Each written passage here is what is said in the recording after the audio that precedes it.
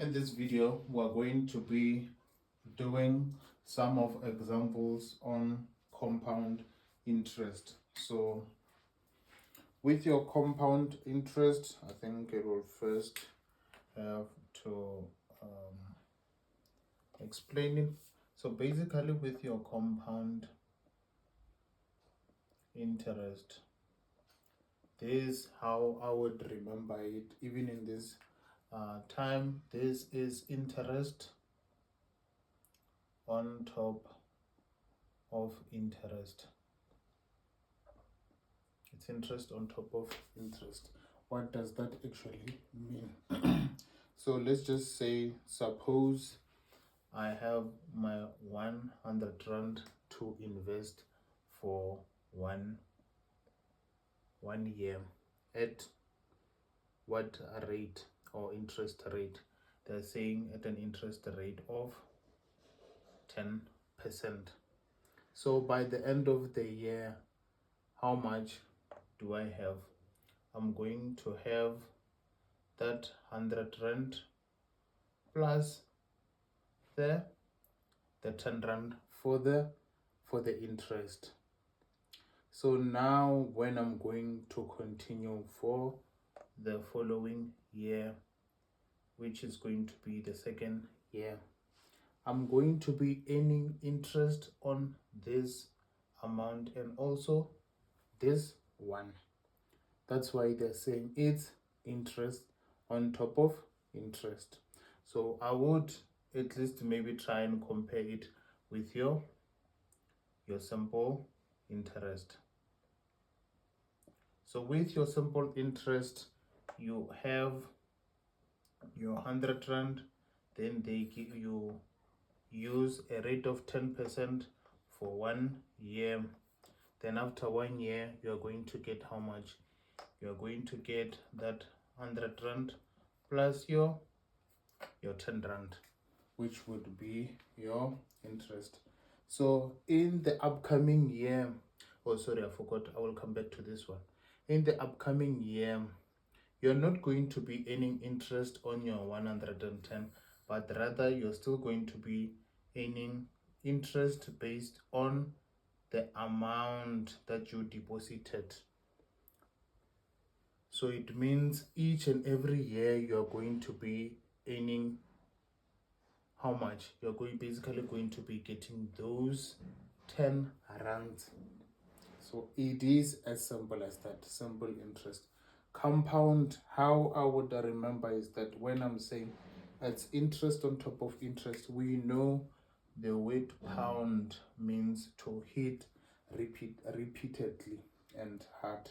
So I would know, okay, if I have compound and I'm interpreting this in terms of interest, this I would know that, okay, it's definitely going to be something that's going to be interest on top of interest because of the word compound. So with compound, when you get to your second year, you have your 110. So you're going to invest that for a year, then you are going to get what? You are going to get 10% of that 110. You see, so it's not like this one, whereas you're only getting your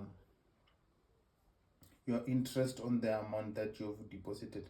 With this one, you're getting interest on top of interest. Basically, you're getting interest on that the amount that you deposited and also the one that you get. Then we know when you come into the next or the following year, you're going to be having your 110, then you're going to have that particular profit. Then you come to the third year, you take this value and multiply by that 100 as it goes. Basically here with your sample, you'll just be adding your 10 rands as we go. So that is the way I would explain the difference between your compound interest and your simple interest without having to do a lot of definitions. So I just hope you guys understood the concept between those. So now we have a question that says you deposited 10,000 into an account with interest compounded at an annual interest rate of 6%. So this is your rate. You have that rate, which is your 0.06. So they're saying, what is the balance in the account after 5 years?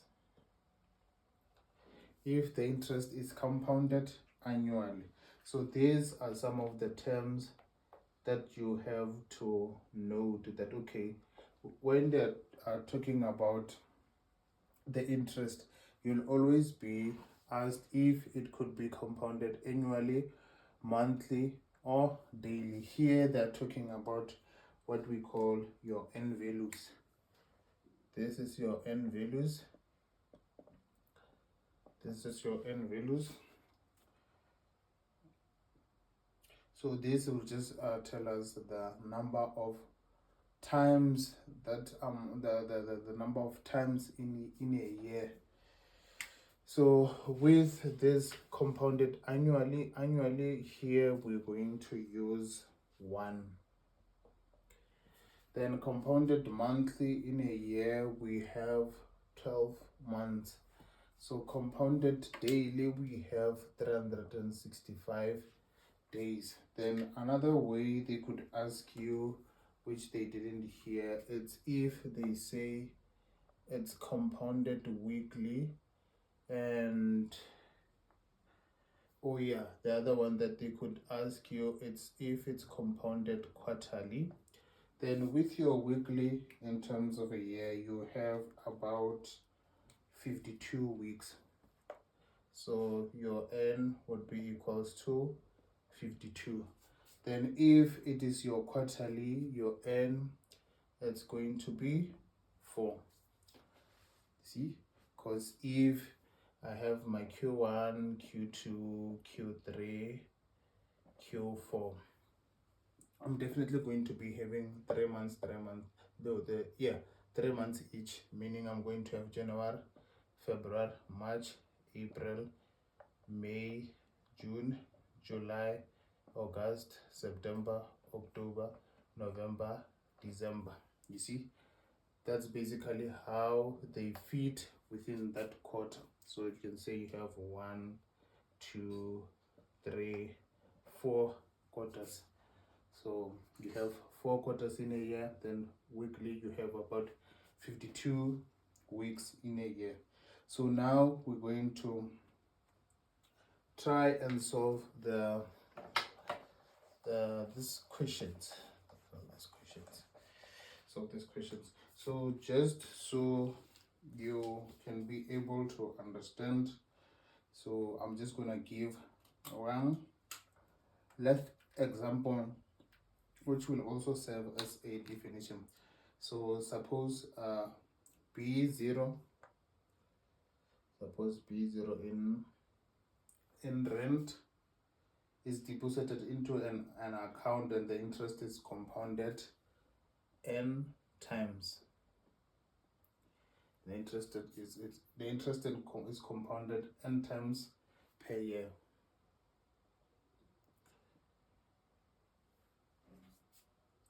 At an annual interest rate of R%.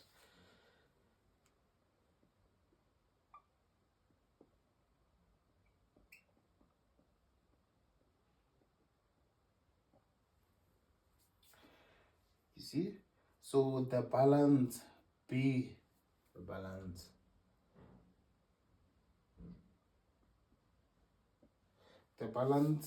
B in the account after T years.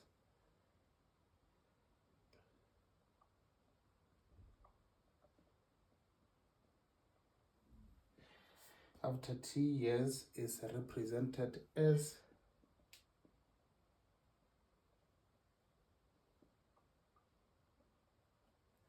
then you're going to have what? You have your B equals to your BO. Then you have what? You have your 1 plus your rate over number of times, then you're going to have your number of times multiplied by your t. So this is a definition that it's going to help us. So in general, I was just saying, suppose B0 rand is deposited into an account and the interest is compounded n times per year at an annual interest rate of R%.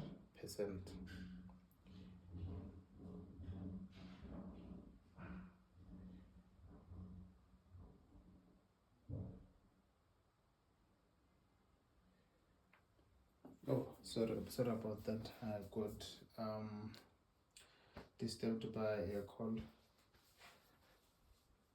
So yeah, we were still here. I was just basically giving the definition for this one. Then this is basically the balance that you have to work out. That this is the initial amount that you are basically depositing. Then we have the rate divided by the number of times. Then here we have the number of times multiplied by the t, which is going to be in years. So number of times per year, then the t in years. So we're going to be using this formula that you see here to be able to solve our problems. So now we can start doing the solving.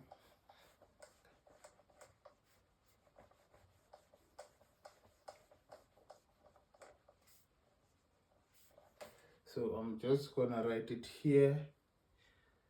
I have my b is equals to my BO into 1 plus r over n. Here we have n multiplied by t. So we get to the first one, the same. It is compounded annually. Annually we just put 1. Then we have what? We will say the b, which is the balance, would be equals to, we have the initial amount or value, which is the 10,000. Then you're going to put that 10,000.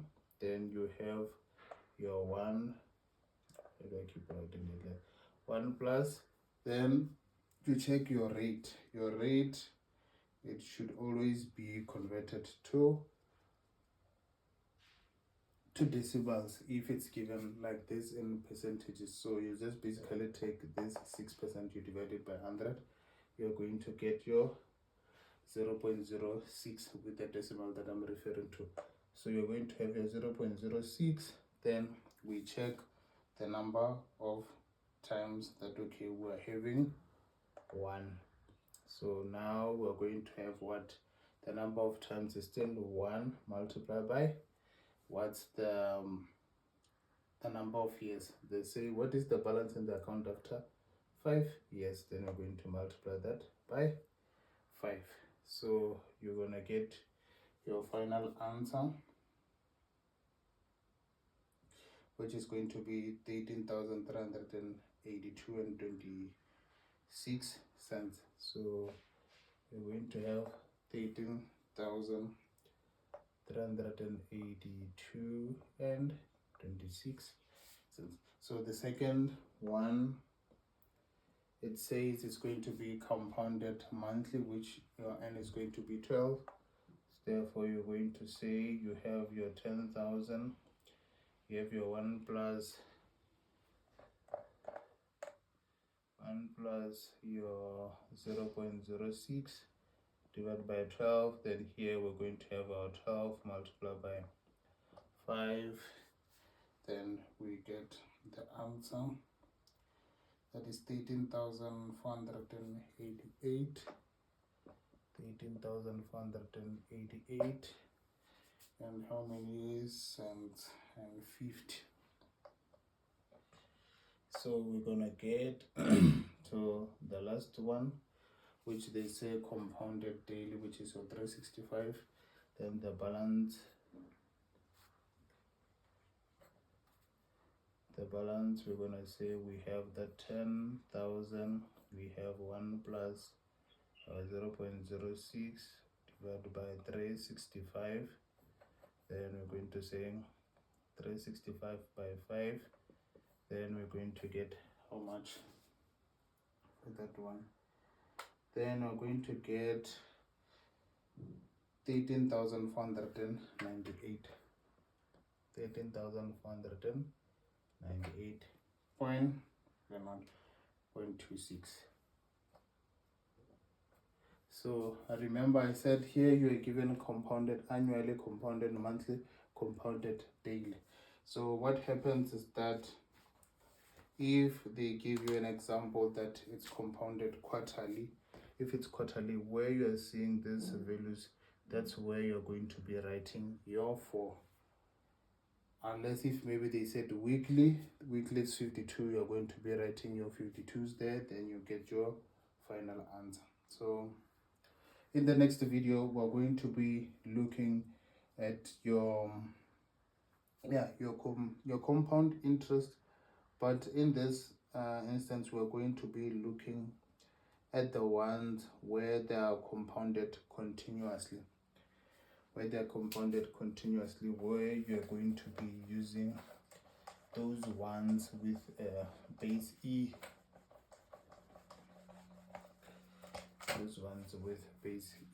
So yeah, I'll see you in the next video.